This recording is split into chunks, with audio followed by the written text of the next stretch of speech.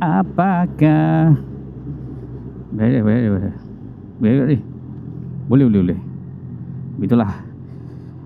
Motor ni dia nimble, dia nimble. Dia kalau nak main motor ni, main motor besar, dia kena menyelit. Dia kena ada skill. Okay. Ya.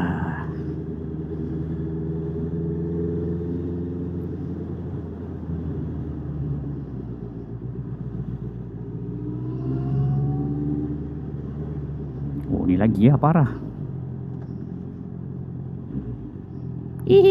Teman lalu. Oh, ni payah dia lalu lah. Kejar dah. Ada motor ke? Tak ada.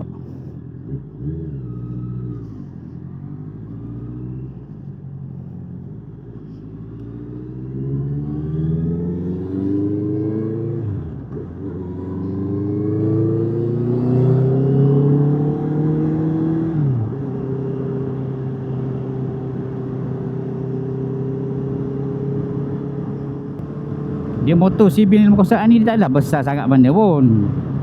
Sebab tu aku beli mengikut fizikal aku. Aku taklah tinggi sangat.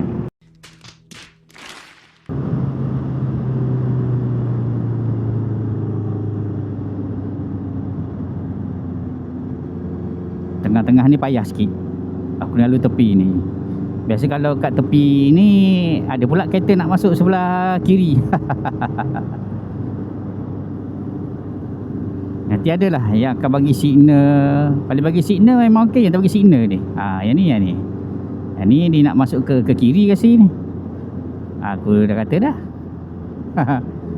Baru nak bagi signal.